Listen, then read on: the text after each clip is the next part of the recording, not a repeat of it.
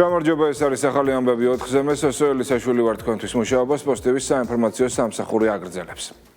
კონსტიტუციური წყობილების შეცვლის ძალადობრივი მცდელობები და სამართალდამცავი უწყებების წარმატებული საქმიანობა. სწორედ ამ საკითხზე საუბრით დაიწყო მთავრობის ხდომა პრემიერ-მინისტრმა. ისაუბრა აქციების დროს რამდენიმე სპეცსაზმელის მხრიდან გადაცნობის ფაქტებზეც და ამ კონტექსტში კიდევ ერთხელ ხაზის სამართალდამცავი ორგანოების კოორდინაციის მნიშვნელობას გაუსვა. აღსანიშნავია, რომ მთავრობის ხდომას ვიცე-პრემიერისა და სამართალდამცავი უწყებების კოორდინაციის საკითხებში სახელმწიფო მინისტრის რანგში დღეს პირველად ესწრებოდა მამუკა მდინარაძე. ირაკლი კობახიძემ ასევე საქართველოს ეკონომიკის მზარდ მაჩვენებლებზე და სპორტში მიღწეულ წარმატებებზეც ისაუბრა. 2024 წელს საქართველოს ძიუდოში მსოფლიო ჩემპიონატს უმასპინძლებს. ამასთან პრემიერმა კიდევ ერთი სიახლის შესახებაც ისაუბრა. მთავრობის გადაწყვეტილებით უმაღლესი საგანმანათლებლო დაწესებულება საქართველოს დიპლომატიის აკადემია იქმნება. თეკლა ბესტავაშვილი გვერდება თემის დეტალებით. თეკლა რაზე გამახვილდა ყურადღება დღევანდელ მთავრობის ხდომაზე? პრემიერ-მინისტრი დღევანდელი მთავრობის ხდომის დაწყებამდე მინისტრთა კაბინეტის ახალ წევრებს მიესალმა და მათ წარმატებები უსურვა. საუბარია ვიცე-პრემიერზე მამუკა მდინარაძეზე, რომელიც სახელმწიფო მინისტრის თანამდებობას იკავებს და ასევე შინაგან საქმეთა სამინისტროს ახალ მინისტრზე სულხან თამაზაშვილზე. ირაკლი კობახიძემ დღეს ასევე ისაუბრა სამართალდამცავი ორგანოების კოორდინაციის მნიშვნელობასა და პრიორიტეტებზე და აღნიშნა, რომ სწორედ სამართალდამცავი ორგანოების კოორდინირებული მუშაობის ეფექტური შედეგია ის, რომ გუშინ ძალადობასთან დაკავშირებით 5 პოლიციელი დააკავეს. მამუკა მდინარაძეს მიულოცავთ თანამდებობის დაკავებას. ეს პირველად ესწრება საქართველოს მთავრობის ხდომას. მე კიდევ ერთხელ მინდა გაუსვა ხაზი, რა თქმა უნდა, სამართალდამცავი ორგანოების კოორდინაციის მნიშვნელობას. ბუნებრივია, სახელმწიფოსთვის განსაკუთრებით მნიშვნელოვანია ამ სტრუქტურების გამართული მუშაობა, მათი საერთო კოორდინაციის ეფექტიანად უზრუნველყოფა და ამ ყველაფერში, რა თქმა უნდა, სახელმწიფო მინისტრის თანამდებობა და ვიცე-პრემიერის თანამდებობა და პიროვნულად ბატონი მამუკა მდინარაძე განსაკუთრებულ როლს შეასრულებს. მას მინდა განსაკუთრებული წარმატებები უსურვა, ასევე მინდა აღვნიშნო, რომ ბატონი მამუკა მდინარაძე დაუბრუნდება აქტიურ პოლიტიკურ ცხოვრებას, რაც ძალიან მნიშვნელოვანია მთავრობისთვის, ჩვენი პოლიტიკური გუნდისთვის. ასევე პირველად ესწრება საქართველოს მთავრობის ხდომას შინაგან საქმეთა მინისტრი ბატონი სულხან თამაზაშვილი. მასაც მინდა წარმატებები უსურვა. კიდევ ერთხელ მინდა აღვნიშნო მისი ძალიან წარმატებული საქმიანობა აჭარის ავტონომიური რესპუბლიკის მთავრობის თავმჯდომარის თანამდებობაზე. ბატონ გეკა გელაძეს, ჩვენს კოლეგას ულოცავს სახელმწიფო საფრთხეების სამსახურის ხელმძღვანელის თანამდებობის დაკავებას. გუშინ დაკავებული იქნა ძალოვანი სტრუქტურების 5 წარმომადგენელი, რომლებსაც ბრალად ედებათ კონკრეტულ პირებზე ძალადობაში, გასული წლის ნოემბერ-დეკემბერში ძალადობრივი მიტინგების მიმდინარეობისას. ამ ფაქტმაც დაადასტურა სამართალდამცავი ორგანოების კოორდინაციის განსაკუთრებული მნიშვნელობა. რა თქმა უნდა, ჩვენ გვაქვს ჩვენი ხელწერა, ჩვენ გვაქვს ჩვენი ამბიცია ვიმოქმედოთ ევროპულზე და ამერიკულზე მაღალი სტანდარტით, ჰუმანურობის მაღალი სტანდარტით, მაშინაც, როდესაც სახელმწიფოს უწევს დაუპირისპირდეს კონსტიტუციური წყობილების შეცვლის ძალადობრივ მცდელობებს და ეს ხელწერა კიდევ ერთხელ მაჩვენეთ. ძალიან მნიშვნელოვანია ამ ხელწერის სტანდარტის დასაცავად დაუშველი არ დარჩეს ძალის გადამეტების არც ერთი შემთხვევა და სწორედ ამ დამოკიდებულების გამოხატულება იყო გუშინდელი ფაქტი, შესაბამისი პირების დაკავება, როდესაც ხედავთ სამართალდარღვევას, რა თქმა უნდა, აუცილებელია სახელმწიფოს რეაგირება. ასევე მე ვისარგებლებ შემთხვევით და კიდევ ერთხელ გადავხდი მადლობას ყველა სამართალდამცავ უწყებას, შინაგან საქმეთა სამინისტროს, თითოეულ პოლიციას, განსაკუთრებით განსაკუთრებულ დავლებათა დეპარტამენტის თითოეულ თანამშრომელს, ასევე სახელმწიფო საფრთხეების სამსახურს, სახელმწიფო დაცვის სპეციალურ სამსახურს, ყველა შესაბამის უწყებას და შესაბამის თანამშრომლებს, რომლებაც 2022-25 წლებში წარმატებით აღკვეთეს კონსტიტუციური წყობილების ძალადობით შეცვლის 4 ძალადობრივი მცდელობა. ქვეყნის დიპლომატიური სამსახურებისთვის მაღალ კვალიფიციური კადრების მომზადების მიზნით საქართველოს მთავრობა დიპლომატიის აკადემიას ქმნის. ამის შესახებ დღეს ირაკლი კობახიძემ დღევანდელი მთავრობის ხდომაზე ისაუბრა. როგორც ირაკლი კობახიძემ განმარტა, აკადემია საგარეო საქმეთა სამინისტროს დაქვემდებარებაში იქნება და მომავალ დიპლომატებს მოამზადებს. უკვე მას შემდგომ, რაც აკადემია ავტორიზაციას გაივლის, მომდევნო წლის სექტემბრიდან ფუნქციონირებას დაიწყებს. მთავრობის გადაწყვეტილებით იქნება უმაღლესი საგანმანათლებლო დაწესებულება საქართველოს დიპლომატიის აკადემია. მე მინდა პირველ რიგში აღვნიშნო, რომ სამწუხაროდ სახელმწიფო და კერძო უნივერსიტეტების შესაბამისი ფაკულტეტები დღეს არსებითად ვერ უზრუნველყოფენ მომავალი დიპლომატებისთვის აუცილებელი სოდნისა და უნარების სათანადოდ გადაცემას. საქართველოს დიპლომატიის აკადემია მოამზადებს კვალიფიციურ კადრებს, მაღალკვალიფიციურ კადრებს დიპლომატიური სამსახურისთვის. უწყებრივი დაქვემდებარება ხელს შეუწყობს აკადემიას სწავლებისა და კვლევის მაღალი ხარისხის უზრუნველყოფაში. თქვენ იცით, რომ წარმატებით ფუნქციონირებს რამდენიმე უმაღლესი საქართველოს დაწესებულება, ასეთი უწყებრივი დაქვემდებარებით, ეს არის მაგალითად საქართველოს თავდაცვის აკადემია, ასევე შინაგან საქმეთა სამინისტროს აკადემია, ასევე შეიქმნა მოგეხსენებათ უსაფრთხოების აკადემია და ამ წარმატებული პრაქტიკის გათვალისწინებით ვფიქრობთ, რომ საქართველოს დიპლომატიის აკადემიაც თავისი უწყებრივი დაქვემდებარებით წარმატებით უზრუნველყოფს თავისი ძალიან მნიშვნელოვანი ფუნქციის შესრულებას. მე მინდა მადლობა გადაუხადო საქართველოს საგარეო საქმეთა მინისტრს ქალბატონ მაგაბაჯორი და მთლიანად სამინისტროს დახვეწილი კონცეფციის მომზადებისთვის მომავალი წლის სექტემბრიდან უკვე დიპლომატიის აკადემია ავტორიზაციის გავლის შემდეგ წარმატებით დაიწყებს ფუნქციონირებას. დღევანდელ მთავრობის ხდომაზე ირაკლი კობახიძემ სპორტის მიმართულებით ქვეყნის წარმატებებზეც ისაუბრა, აღნიშნა, რომ საქართველოს უპრეცედენტოდ მაღალი სტანდარტებით უმასპინძლა ევროპის ჩემპიონატს ძიუდოში. როგორც ირაკლი კობახიძემ აღნიშნა, ეს ყველაფერი სპორტულ იმიჯს ქვეყნის საერთაშორისო ასპარეზზე კიდევ უფრო აძლიერებს. მთავრობის მეთაურმა დაანონსა ისიც, რომ უკვე 2029 წელს ჩვენი ქვეყანა მსოფლიო ჩემპიონატს უმასპინძლებს ძიუდოში.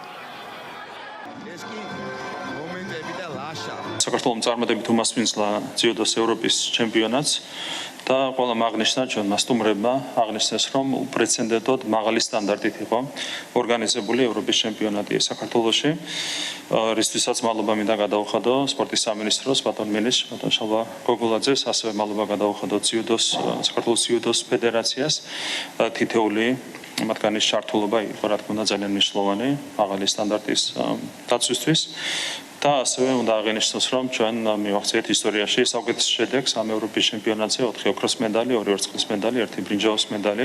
ეს არის ისტორიაში ყველაზე დიდი წარმატება, რისთვისაც კი ჩვენს ქვეყანას მიუღწევია ძიუდოს ევროპის ჩემპიონატზე და რა თქმა უნდა, თითოეულ სპორტსმენს, მათ მწვრთნელებს მთლიანად გუნდის შემადგენლობას ჩვენ 2029 წელს უმასპინძლებთ ახლა უკვე მსოფლიო ჩემპიონატს ძიუდოში. ეს გადაწყვეტილება უკვე მიღებულია საერთაშორისო ფედერაციის მიერ. 2029 წელს სომხეთთან ერთად საქართველოს უმასპინძლებს ფეხბურთის მსოფლიო ჩემპიონატის ჩატარებას 20 ლამდელებს შორის, რაც არის ძალიან პრესტიჟული ტურნირი და რა თქმა უნდა, საქართველოს ყველანაირად მზად არის ამ ტურნირის უმაღლეს დონეზე მასპინძლობისთვისაც.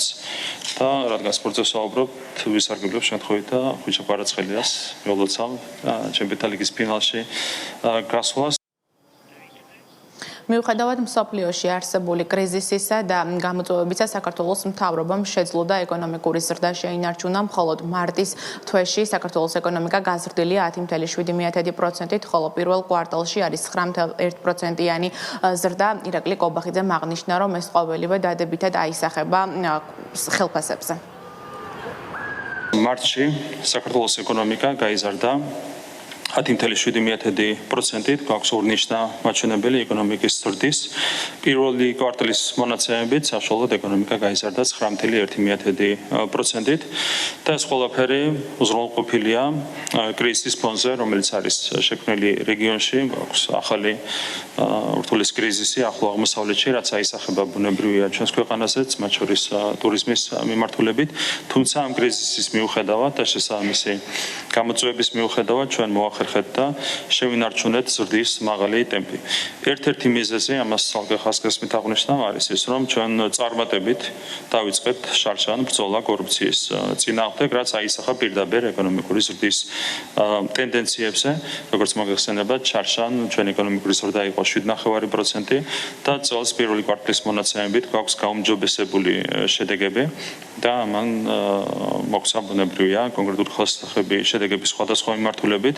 როგორც მოგეხსენებათ, ეკონომიკის ზრდა პირდაპირ აისახება საშუალო ხელფასის ზრდაზე, სიღარიბის შემცირებაზე, სახელმწიფო ბიუჯეტის ზრდაზე და შესაბამისი პროგრამების გაფართოებაზე. ჩვენი მთავარი ამოცანაა შევინარჩუნოთ ეკონომიკური ზრდის მაღალი ტემპი. მთავრობის ხდომა ცოტა ხნის წინ დასრულდა. მინისტრთა კაბინეტის წევრებმა დღის წესრიგით გათვალისწინებული 10 საკითხი განიხილეს. მადლობა თეკლავის, თეკლა ბესდავაშვილი იყო. საქართველოს წინააღმდეგ ჯაშუშობის საქმე 4 ოქტომბრის კონსტიტუციური წყობილების ძალადობით შეცვლის მცდელობა და დაკავებული სპეცრაზმელების საქმე. სისხლის სამართლის გახმაურებული საქმეების შესახებ დღეს მედიასთან სამართალდამცავი უწყებების კოორდინაციის საკითხებში სახელმწიფო მინისტრმა მამუკა მდინარაძემ ისაუბრა, როგორია ვიცე-პრემიერის შეფასებები გახმაურებულ სისხლის სამართლის საქმეებზე. ანა შანიძე გვერდება თემის დეტალებით, რომელიც საკითხზე უფრო მეტს მოგვითხრობს. ანა, გისმენთ. დიახსოსო, დავიწყოთ ყველაზე მნიშვნელოვანი ამბით. უახლოეს საათებში სახელმწიფო უსაფრთხოების სამსახური ჯაშუშობის საქმეზე ერთ-ერთ მთავარ მტკიცებულებას გაასაჯაროებს. როგორ იღებს კონკრეტული პირი ინსტრუქციებს უცხო ქვეყნის სპეცსამსახურის წარმომადგენლისგან, როგორ გადასცემენ თანხას და როგორ აწერს ხელს უწყის. შესაბამისი ვიდეოს გამოქვეყნების მოთხოვნით სამართალდამცავ ორგანოების კოორდინაციის საკითხებში სახელმწიფო მინისტრმა პირველ საგანგებო პრესკონფერენციაზე სუსტ გრიფირებული საქმის ნაწილის განსაიდუმლოება კი მას შემდეგ გახდა აუცილებელი, რაც გარკვეულმა ჯგუფებმა ჯაშუშობის საქმეზე სპეკულაციური კამპანია წამოიწყეს. მე შემიძლია თხოვ უსაფრთხოების სამსახურს და მის ხელმძღვანელს, რომ უახლოეს საათებში გამოაქვეყნოს ვიდეო, სადაც იქნება აღწერილი, როგორ იღებს კონკრეტული ადამიანი დირექტივებს მის ინსტრუქტაჟის შესახებ, შეგვიძლია ეს გავაკეთოთ სახელმწიფომ, როგორ გადასცემენ მას კონვერტით თანხას და როგორ აწერს ხელს შესაბამის უწყის.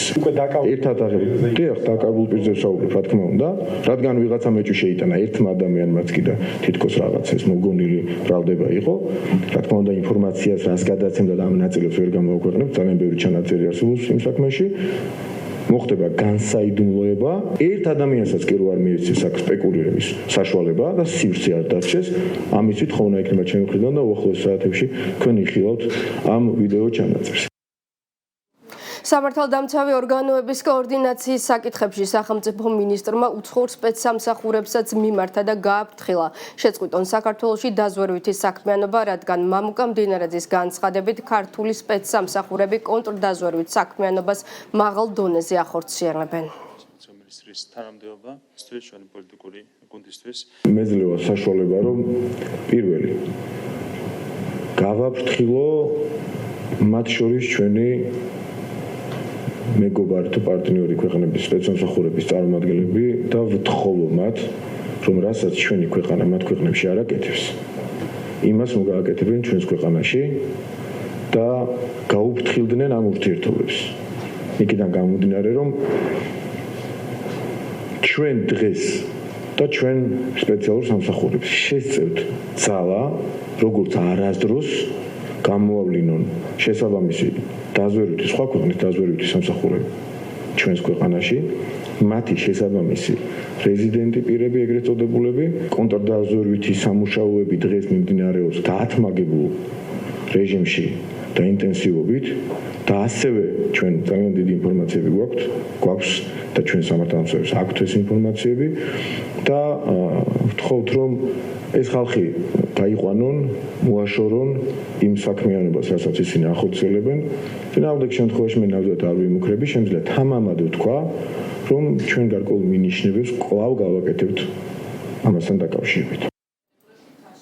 მამუკა მდინარაძემ ასევე ისაუბრა იმ სპეცრაზმელების საქმეზე, რომლებიც 2024 წლის აქციების დროს ზვიად მაისაშვილის, ლევან ხაბეიშვილისა და გურამ როგავას მიმართ ძალადობის ფაქტებზე არიან დაკავებულები და უკვე ბრალდებულებიც. სამართალდამცავი ორგანოების კოორდინაციის საკითხებში სახელმწიფო მინისტრი ხაზგასმით აცხადებს, რომ საქმეში არ არსებობს არც ერთი მტკიცებულება, რომელიც დაადასტურებს, რომ სპეცრაზმელები ხელმძღვანელებისგან დავალებებს ასრულებდნენ, რადგან მამუკა მდინარაძის თქმით სამართალდამცველებმა გადაწყვეტილებები თვითნებურად მიიღეს, შესაბამისად ეგრეთ წოდებული დამკვეთი არ არსებობს. სისხლის სამართლის საქმეში, რომელიც მიმდინარეობს სამმართველობით, არც ერთი არათუ პირდაპირ არამედ ირიბი მტკიცებულებაც კი არ არის საიმისოდ და იმ დასკვნამდე მისასვლელად, რომ ვინმე აძლევდა დავალებებს სპეცრაზმელებს იმის შესახებ, რომ მათ ვიღაცისთვის ზიანი მიეყენებინათ და ეცემათ. აქედან გამომდინარე, ირიბი მტკიცებულების არ ქონის შემთხვევაშიც კი გამოძიება მოკლებული არ შესაძლებლობას, რომ ვინმეზე გავიდეს ეგრეთ წოდებულ დამკვეთებს, ეს არის მხოლოდ PR კამპანიის ნაწილი. დამკვეთი რომ იყოს ამ საქმეში და შესაბამისი მტკიცებულებაც არსებობდეს, ალბათ დაგვეჯერება ყველას, რომ არ შევიკავებდით თავს, ჩვენ ამისი პრაქტიკა მათ შორის მაღალი თანამდებობის პირების დაკავების რაც დანაშაულის ნიშნები იყო გვაქვს ბოლო პერიოდში და ვერავინ დაგვაბრალებს რომ ვინმეს ვერ იდებით, როცა დანაშაული არის სახით. აქედან გამომდინარე, თუ იქნება ერთი მტკიცებულება, იმ ერთ მტკიცებულებას ჩავეჯიდებით და გავყვებით, გაყვებიან სამართალდამცველები, მაგრამ თუ ასეთი არ იქნება, ბუნებრივია PR კამპანიის ფონზე და საფუძველზე ამას ვერავინ გააკეთებს. როგორც ჩანს, და მტკიცებულებები ამაზე მიუთითებენ, ეს ხო კერძო ინიციატივები და ცალკეული შემთხვევები. მაგალითად, ამას რომ ქონდა სისტემური ხასიათი, არ იქნებოდა პირობითად ერთი დაზარალებული ჟურნალისტი, მხოლოდ და იქნებოდა ბევრი და ასე შემდეგ. აქედან გამომდინარე, ჩვენ მიყვებით რეალობას, სამართალდამცავი უწყებები მიყვებიან რეალობას და არა PR კამპანიებს და მტკიცებულებებს. მამუკა მდინარაძეს ჟურნალისტებმა ჰკითხეს 4 ოქტომბრის საქმესთან დაკავშირებითაც მოგეხსენებათ, რომ ამ საქმეზე მოსამართლე მათი პირი, მათ შორის ოპოზიციონერი პოლიტიკოსები გუშინ ცნო დამნაშავედ. მდინარაძის თქმით, სასამართლომ უტყუარობის მაღალი პრინციპითა და ხარისხით დაადასტურა, რომ ადამიანებმა ჩაიდინეს კონკრეტული დანაშაული და იმ დღეს ქვეყანა ძალიან დიდ უბედურებას გადაურჩა. ეს კი სამართალდამცავი ორგანოების კოორდინაციის საკითხებში სახელმწიფო მინისტრის თქმით, იმის დამსახურებაა, რომ 4 ოქტომბერს სამართალდამცავი სტრუქტურებმა ეფექტურად და ზედმიწევნითი სიზუსტით იმუშავეს. ეს ადამიანები ჩადიოდნენ პირდაპირ ეთერში დანაშაულს. კულისებში რა იყო ამაზე გაცილებით მეტი ინფორმაცია გვაქვს, ბუნებრივია. და იქ იყო ბევრი დეტალი, რომელიც არათუ დანაშაულზე, არამედ დანაშაულთან ერთად ძალიან სერიოზულ პოლიტიკურ პრობლემებზეც მიუთითებდა.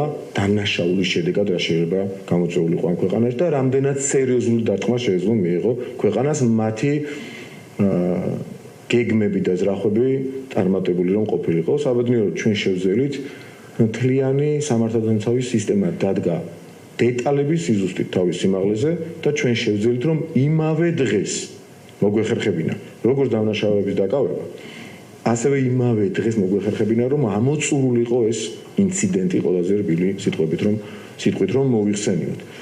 იმ დღეს მოხერხდა ზედმიწევნითი სიზუსტით მოხერხდა იმ დღეს პოლიციის ყველა დანაყოფის მოქმედება, უსაფრთხოების და დაცვის სპეციალური სამსახურების ზედმიწევნითი სიზუსტით მოქმედება, პრევენცია, დაზღვევა.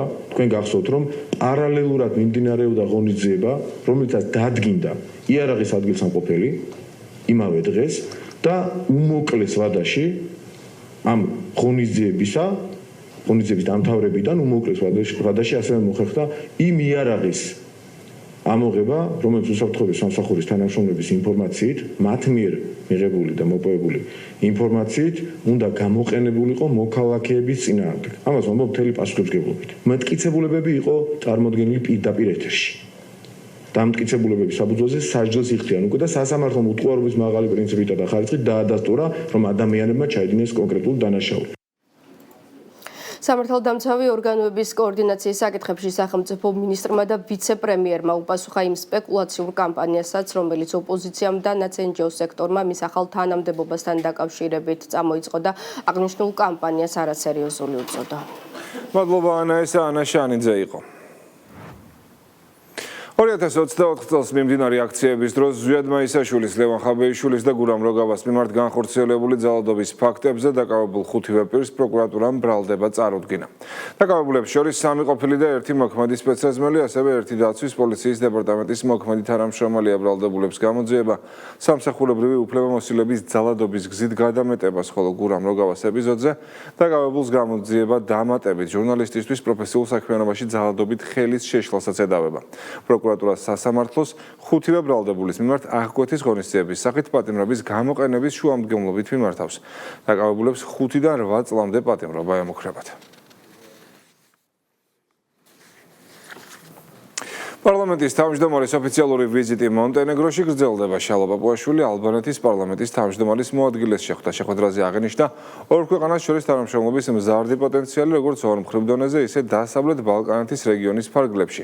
აღინიშნა ევროკავშირში გაწევრიანების საერთო მისწრაფება და ამ მიმართულებით თანამშრომლობის მნიშვნელობა. ხაზი გაესვა საპარლამენტო თანამშრომლობის გაღრმავების მნიშვნელობასაც, აგრეთვე განიხილეს ორი ქვეყნის ურთიერთობები ევროკავშირსა და ნატოსთან. შეხვედრა მონტენეგროს ქალაქ ბუდვაში მიმდინარე ხმელთაშუა ზღვის საპარლამენტო ასამბლეის წევრი და პარტნიორი ქვეყნების პარლამენტების თავმჯდომარეების რიგით პირველი სამიტის ფარგლებში შედგა. ვისაუბრეთ, რა თქმა უნდა, იმ გზაზე, რომელსაც ალბანეთი გადის ევროკავშირში ინტეგრაციის პროცესში, იმ სირთულეებზე, რომელიც ახლავს ამ გზას.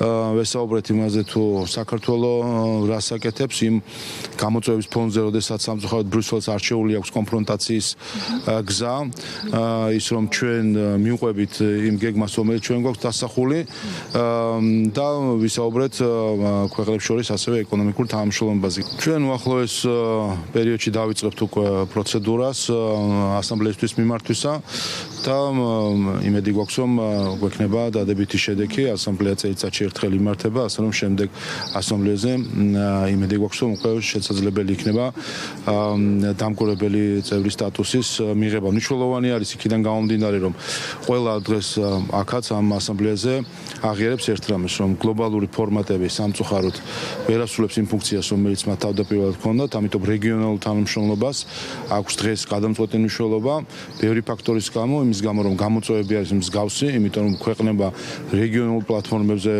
მოთანამშრომლო ქვეყნება იციან ეს გამოწვევები, იცნობენ ერთმანეთს და აქვთ უფრო მეტი შესაძლებლობა, რომ რეალისტური და შედეგზე ორიენტირებული გადაწყვეტილებები გქონდეთ, ასე რომ ჩვენ იმედი გვაქვს, რომ მალე შევძლებთ დამკვირვებლის სტატუსით უკვე ამ ასამბლეაში მონაწილეობას. და რა თქმა უნდა, პირად ურთიერთობაში, როცა საუბრობთ, ყველა გაკვირვებას გამოხატავს იმასთან დაკავშირებით, თუ რატომ არის დღეს ასე გართულებული ურთიერთობა ევროკავშირსა და საქართველოს შორის, ჩვენ რა თქმა უნდა ჩვენ პერსპექტივას უხსნით. კერძოდ იმას, რომ სამწუხაროდ ბრიუსელს არჩეული აქვს აგრესიული რიტორიკის და ქვეყნის შიდა პოლიტიკაში ჩარევის გზა, რაც არის არასწორი, არაევროპული და ეწინააღმდეგება თავად იდეას ევროკავშირისა. ევროკავშირის იდეა არ არის სხვა ერებზე ბატონობა და მათი ცხოვრების წესის საკუთარ გემოზე მოწყობა. ევროკავშირის მთავარი იდეა არის თანამშრომლობა ურთიერთ პატივისცემით, ასე რომ ჩემ კოლეგებთან, ვისთანაც მე მაქვს კონტაქტი, ყოველთვის ეს სულისკვეთება არის.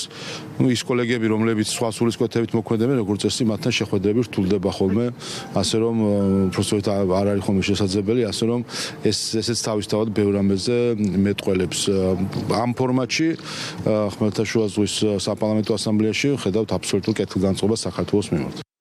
აგრესიული რიტორიკის შეწყვეტა, მავნე პოლიტიკის გადახედვა და უსამართლო რეზოლუციების გაუქმება პარლამენტის თავმჯდომარე კონკრეტულ ნაბიჯებზე საუბრობს, რომელსაც საქართველოს ბრიუსელისგან ელოდება და რომელიც შესაძლოა ურთიერთობების გადატვირთვის საფუძველი გახდეს. შესაბამისი წერილით საკანონმდებლო ორგანოს სპიკერმა ევროკავშირის ელჩის მიმართა წერილის შინაარსი კი მოგვიანებით მედიასთანაც განმარტა.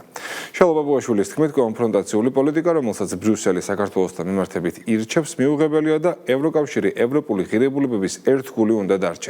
გარდა ამისა, მისივე თქმით, ევროკავშირის ამჟამინდელი პოლიტიკა და პაվել ჰერჩინსკის მიდგომები ქართველი ხალხის მიმართ მკაფიოდ გამოიხატა გასულ წელს 9 მაისს ევროპის დღის აღსანიშნავ ღონისძიებაზე, სადაც ელჩმა ფაშიზმზე გამარჯვების დღე უგულებელყო და აქცენტი მხოლოდ მასპინძელი ქვეყნის მიმართ პოლიტიკურ პრეტენზიებზე გააკეთა. შალვა პაპუაშვილი იმედოვნებს, რომ წელს საელჩო შეცდომას გამოასწორებს. რომ არა 300,000 ქართველი, რომელიც დაიღუპა სამამულო ომში, არანაირი ევროკავშირი და არანაირი ევროპის დღე არ იარსებებდა. და მნიშვნელოვანი არის, რომ ყოველთვის დაფასდეს ქართველების წვლილი ევროპის მშვიდობიან აწყოში. ასე რომ მე იმედი მაქვს, რომ ის ხარვეზი, რაც შარშან დაუშვა ევროკავშირის საელჩომ, წელს გამოსწორდება 9 მაისს საქართველოს აღნიშნავს ფაშიზმზე გამარჯვების დღეს და იმედი მაქვს, რომ უცხო ქვეყნის ელჩები და საქართველოს სტუმრები პატივცემენ უპირველეს ყოვლისა იმ ქვეყანას, სადაც იმყოფებიან, იმ დღესასწაულებს, რომელიც მასპინძელი ქვეყანა აღნიშნავს. მნიშვნელოვანი არის, რომ შეწყდეს აგრესიული რიტორიკა ქართველი ხალხის და საქართველოს მიმართ. ეს არის მიუღებელი. შეწყდეს მავნე პოლიტიკა ქართველი ხალხის და საქართველოს მიმართ, ვინაიდან ესეც არის მიუღებელი და აფერხებს ყველანაირ დიალოგს. და გაუქმდეს ყველა ის უსამართლო რეზოლუცია, რომელსაც ასე ავისი ხარულით იღებს ხოლმე ევროპარლამენტი ქართველი ხალხის წინააღმდეგ და ეს არის ის გზა, რომელსაც ჩვენ თავაზობთ. აბა სხვა რა გზა ესახება, კონფრონტაციით უნდათ საქართველოს იძულება რაიმეზე, რა თქმა უნდა, გამორიცხული არის ასეთი მიდგომებით, შემდეგ კიდე შეინარჩუნონ პრეტენზია, რომ არიან ევროპული გაერთიანება. ასე რომ კიდევ ერთხელ ეს არის გზა იმისკენ, რომ ევროკავშირი დარჩეს ევროპული ღირებულებების ერთგული. ვიცე-პრემიერი საგარეო საქმეთა მინისტრი ამერიკის შეერთებული შტატების სახელმწიფო მდივნის თანაშემწის მოადგილეს შეხვდა მხარეებმა საქართველოსა და ამერიკის შეერთებულ შტატებს შორის ურთიერთობები და თანამშრომლობის პერსპექტივები განიხილეს. ხაზი გაესვა საქართველოს სუვერენიტეტისა და ტერიტორიული მთლიანობის მიმართ შეერთებული შტატების მტკიცე მხარდაჭერას, განიხილეს ასევე სამომავლო ნაბიჯები და ურთიერთობების შემდგომი გაძლიერების მზაობაც დაადასტურეს.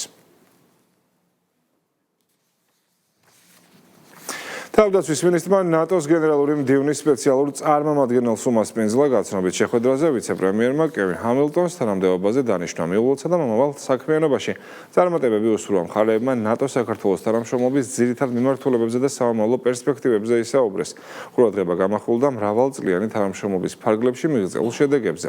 მათ შორის ნატო-საქართველოს არსებითი პაკეტის ინიციატივებზე კევინ ჰამილტონმა ქართულ მხარეს საერთო ევროატლანტიკური უსაფრთხოების უზრუნველყოფის საქმეში შეტანილი წვლილისთვის მადლობას გადაუხადა. ვიზიტის ფარგლებში ნატოს გენერალური მდივნის სპეციალური წარმომადგენელი ნატო-საქართველოს წვრთნებისა და შეფასების ერთობლივ ცენტრსაც მოინახულებს.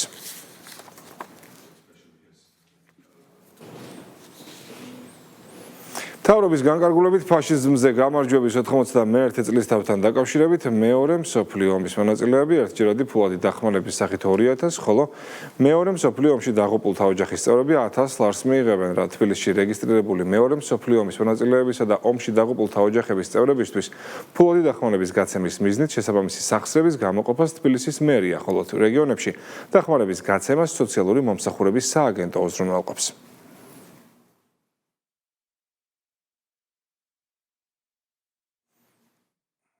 მშვიდობაზე დამყარებული გლობალური წესრიგი ეს არის ის, რაც ბრაზილიის პრეზიდენტის შეფასებით დღეს მსოფლიოს სჭირდება, თუმცა მიმდინარე ომები ამას ხელს უშლის. ბრაზილიის პრეზიდენტი ლულა და სილვა ამერიკის შეერთებულ შტატებსა და ისრაელის ომებს აკრიტიკებს, საუბრობს ისრაელის ღაზაში შეჭრასა და ლიბანის დაბომბვის შესახებაც, რაც შეეხება ირანს. ბრაზილიის პრეზიდენტის განცხადებით, ევროკავშირი და შეერთებული შტატები ავითარებენ იმ იდეას, თითქოს ირანი ატომურ ბომბის შექმნას აპირებს, ეს კი სიცრუის გავრცელება არის იმიზანის ქვეყნის განადგურებაა. დღეს მსოფლიოში ომებია, ერაყში შეჭრა სიცრუე იყო. სად არის ის ქიმიური იარაღი, რომელსაც სადამ ჰუსეინი თითქოს ფლობდა? ისინი ვერასდროს აღმოაჩინეს. ლიბიაში საფრანგეთისა და ინგლისის შეჭრაც კიდევ ერთი სიცრუე იყო, რომელმაც ჩვენი კაცობრიობის იმ ისტორიულ მომენტში მხოლოდ ქაოსი და ნგრევა მოიტანა. ისრაელის მიერ ღაზაში განხორციელებული შეჭრისა და გენოციდის საბაბიც კიდევ ერთი ძალიან დიდი სიცრუეა. ახლა ისრაელი ლიბანს ბომბავს. რა საბაბით? და ახლა ასევე არსებობს ირანში ამერიკის შეერთებული შტატების შეჭრის საფრთხეც. რა საბაბით? სურს მინესოტას გუბერნატორს 1-2 დამფუთხრა. 2010 წელს მე ირანში ჩავედი ინდოეთთან და თურქეთთან ერთად, რათა მაჰმუდ აჰმადინეჟადთან შეთანხმებაზე მოლაპარაკება გვეწარმოებდა, რომ ირანს ურანი იმაზე მეტად არ გაემდიდრებინა, ვიდრე ბრაზილია ამდიდრებს მშვიდობიანი მიზნებისთვის. ჩვენ იქ ჩავედით, რათა აჰმადინეჟადი და უზენაესი ლიდერი დაგვერწმუნებინა. ორი დღის შემდეგ შეთანხმებას მივახციეთ. შეთანხმებას, რომელიც იმ ხელნაწერ წერილზე დაყრდნობით შედგა, რომელიც ობამამ გამომიგზავნა. ორი დღის შემდეგ აჰმადინეჟადი შეთანხმებას დაეთანხმა. როდესაც შეთანხმება გამოვაქვეყნეთ, ვიმედოვნებდი, რომ შეგვაქებდნენ, რადგან ირანი ურანის გამდიდრებას შეწყვეტდა, ხოლო ის ნაწილი, რომელსაც გაამდიდრებდა, თურქეთში გადაიგზავნებოდა, რათა თურქეთს შეენახა. და რა მოხდა ამხანაგო პედრო სანჩეს? ევროკავშირმა და ამერიკის შეერთებულმა შტატებმა ეს შეთანხმება უარყვეს და ახლა ისინი კვლავ ავითარებენ იმ იდეას, თითქოს ირანი ატომური ბომბის შექმნას აპირებს. ისინი არ ქმნიდნენ ატომურ ბომბს. ჩვენ უნდა დავასრულოთ ეს პრაქტიკა, როდესაც ხალხს ეს სიცრუეს ავრცელებენ, რათა შემდეგ ისინი გაანადგურონ. ლათინური ამერიკა ისია წარმოჩენილი, თითქოს ნარკოტრაფიკის სამყაროა. არაბული სამყარო ისია წარმოჩენილი, თითქოს ტერორიზმის სამყაროა. და მაშინ ვინ არის ამ სამყაროში კარგი?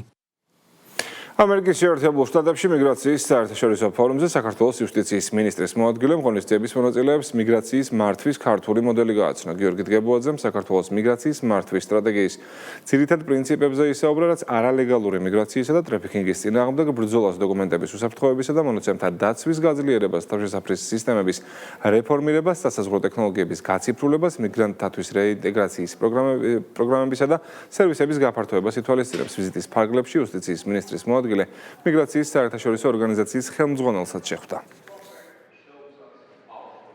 საქართველომ გააძლიერა შრომითი მიგრაციის სისტემა. შემოვიღეთ შრომითი ნებართვები და შევიმუშავეთ ცირკულარული მიგრაციის ჩარჩოები. ასევე გავაძლიერეთ არალეგალური მიგრაციის წინააღმდეგ ბრძოლა. გაძლიერდა სამართლებრივი და პოლიტიკის ჩარჩოები ისეთ სფეროებში, როგორიცაა ტრაფიკინგის პრევენცია, დოკუმენტების უსაფრთხოება და პერსონალურ მონაცემთა დაცვა. ჩვენ ვაუმჯობესებთ მიგრაციის პოლიტიკას ყველა ეტაპზე. ეს მოიცავს რეინტეგრაციის პროგრამების გაფართოებას, დიასპორასთან თანამშრომლობის გაძლიერებასა და თავშესაფრის სისტემის რეფორმას საერთაშორისო სტანდარტების შესაბამისად. ასევე უზრუნველ ვყოფთ დაცვის მექანიზმებზე ხელმისაწვდომობას.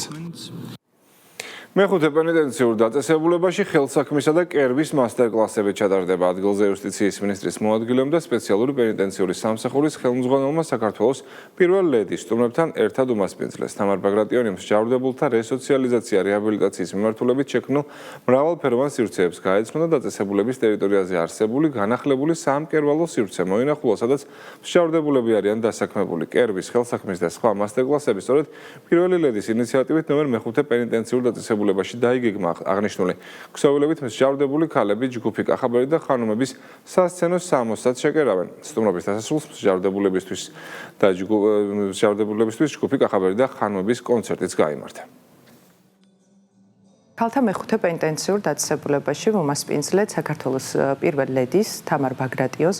მასთან ერთად კიდევ ერთხელ გავეცანით რესოციალიზაცია რეაბილიტაციის მიმართულებით მიმდინარე პროექტებსა და პროგრამებს, დავათვალიერეთ განახლებული სამკერვალო სივრცე და არსებული ინფრასტრუქტურა. ვიზიტის დასასრულს კი გაიმართა კონცერტი მსჯავრდებული ქალბატონების მონაწილეობით. ქალბატონ თამარის მეთაურობით მოხდა, რომ გადავეცით გოგოებს ნაჭრები და უნდა მოხდეს ამ ქსოვლებისაგან ჩემი კონსულტაციით, მე აქ მომიწეს ხშირად სიარული და ძალიან მიხარია, რომ შევქნათ პატარა კოლექციები, შევქნათ რაღაცა ხაზი, რომელიც საჩუქრებს შეკერავდე, მინდა რომ სტიმული ქონდეთ, ბევრი რამე ისწავლო და თუ რამე ცოდნა მაქვს და შემიძლია მათ გადავცეს ინფორმაცია, ვიქნები ძალიან ბედნიერი. იმდენად ემოციური დღეა დღეს და ძალიან ვფიქრობ ეს ჩვენზე იმდენად მოქმედებს, რა თქმა უნდა, დღეს ბევრი პოზიტივი მივიღეთ ჩვენ და ძალიან დადებითად.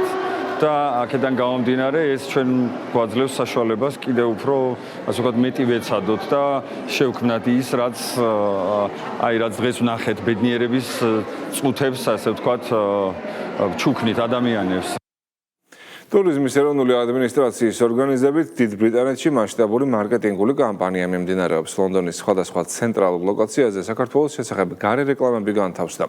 ტურისტული მიმართულების შესახებ სარეკლამო ბილბორდები, როგორც ციფრულ, ასევე სტატიკურ რეკლამას მოიცავს. კამპანიის მიზანი ბრიტანულ ბაზარზე საქართველოს როგორც ტურისტულად მრავალფეროვანი და კონკურენტუნარიანი მიმართულების პოპულარიზაციაა.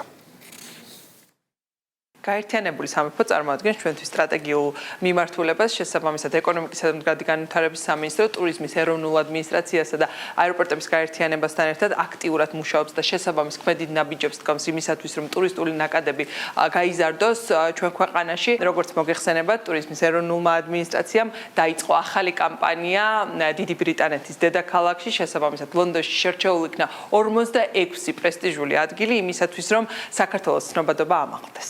დავიწყეთ კამპანია, სადაც საქართველოს შესახებ ინფორმაციას ვაწოდებთ ბრიტანელ მოგზაურებს. იცით, რომ ბრიტანეთი საქართველოსთვის ერთ-ერთი სტრატეგიულად მნიშვნელოვანი ბაზარია და შარშან 2025 წელს ორმა ავიაკომპანიამ დაიწყო პირდაპირი ფრენა EasyJet კვირაში 2 სიხშირით და ბრიტანეთის ავიახაზები კვირაში 4 სიხშირით დაფრინავს თბილისი-ლონდონი თბილისის მიმართულებით და სწორედ ერთობლივმა დაგეგმილმა მუშაობამ აჩვენა შედეგი, რომ 2026 წლის პირველ კვარტალში 46%-ით ზრდა გქონდა ბრიტანელ მოგზაურებში. სამართალდამცველებმა აჭარაში განსაკუთრებით დიდი ოდენობით ნარკოტიკული საშუალებები ამოიღეს სხვადასხვა დროს 9 პერიად დაკავებული მათ შორის როგორც საქართველოს, ასევე უცხო ქვეყნის მოქალაქეებიც არიან. ნივთმტკიცება და ამოღებული განსაკუთრებით დიდი ოდენობით სხვადასხვა სახის ნარკოტიკული საშუალება, მათ შორის 140 შეკვრა მეთადონი, მეფედრონი და ალფა PVP. დანაშაული 20 წლამდე ან უბადო თავისუფლების აღკვეთას ითვალისწინებს. აღკვეთილია განსაკუთრებით დიდი ოდენობით ნარკოტიკული საშუალებების რეალიზაციის მორიგი მცდელობები. დაკავებული პირები ნარკოტიკული საშუალებების რეალიზაციას სხვადასხვა გზით, მათ შორის ეგრეთ წოდებული დადების მეთოდით გეგმავდნენ. დაკავებულებს შორის არიან როგორც საქართველოს, ასევე უცხო ქვეყნის მოქალაქეები. ბრალდებულების პირადი საცხოვრებელი სახლებისა და ავტომობილების ჩხრიკის შედეგად ასევე სხვადასხვა ადგილიდან ნივთმტკიცება დამოღებული იქნა განსაკუთრებით დიდი ოდენობით ნარკოტიკული საშუალებები და ნარკოტიკების დაფასვებისათვის საჭირო მასალები.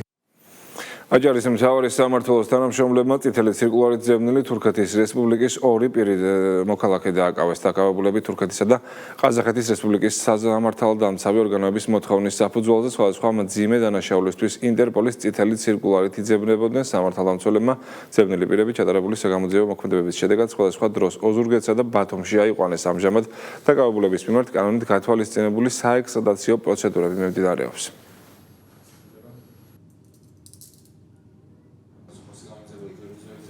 სასაზღვრო პოლიციამ 4 პირის საზღვრის უკანონოდ გადაკვეთის ბრალდებით დააკავა. გამოძიების ცნობით დაკავებულებმა სასაზღვრო საკონტროლო გამტარი პუნქტის გვერდის ავლით ტრაილერში დამალვის გზით, ასევე ქვეითად საქართველო-თურქეთის სახელმწიფო საზღვარი უკანონოდ გადმოკვეთეს და ქვეყანაში შემოვიდნენ. ამ დროისთვის 3 ბრალდებული გაძევებულია, მეოთხეს შემთხვევაში კი ძიება მიმდინარეობს, რაც 5 წლამდე ვადით თავისუფლების აღკვეთას ითვალისწინებს. მეხანძრე მაშველებმა დუშეთის მუნიციპალიტეტში დაშავებული მოქალაქე უსაფრთხო ადგილზე გადაიყვანეს. ერთი პირი სოფელ ხონეში მდებარე მთის ფერდობზე დაშავდა და გადაუდებელ დახმარებას საჭიროებდა. საინფორმაციო ცენტრ 112-ში შეტყობინების მიღებისთანავე სამაშველო ოპერაცია დაიგეგმა, რომელშიც საგანგებო სიტუაციების მართვის სამსახურის განსაკუთრებულ სიტუაციებზე რეაგირების ჯგუფთან ერთად სასაზღვრო პოლიციის ვერტმფრენის ჩაერთო. დაშავებული სამედიცინო დაწესებულებაში იმყოფება.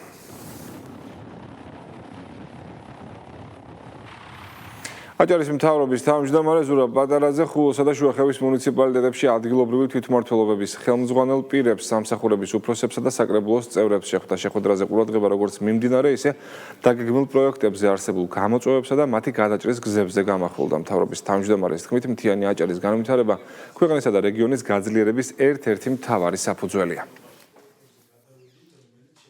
ვიმსჯელეთ გამოწვევებზე, ვიმსჯელეთ მნიშვნელოვან პროექტებზე, რომელიც უკვე ხორციელდება, სამომავლო გეგმებზე, რათა ხელი შეუწყოთ მაღალმთიანეთს. თქვენ იცით, რომ არის ზღვავსაში ადგილები, არის სოფლები, სადაც ჭირდებათ ბოლომდე მიყვანა გაზის, წყალის და ზუსტად ეს იყო დღის წესრიგში განხილვა ამ საკითხების.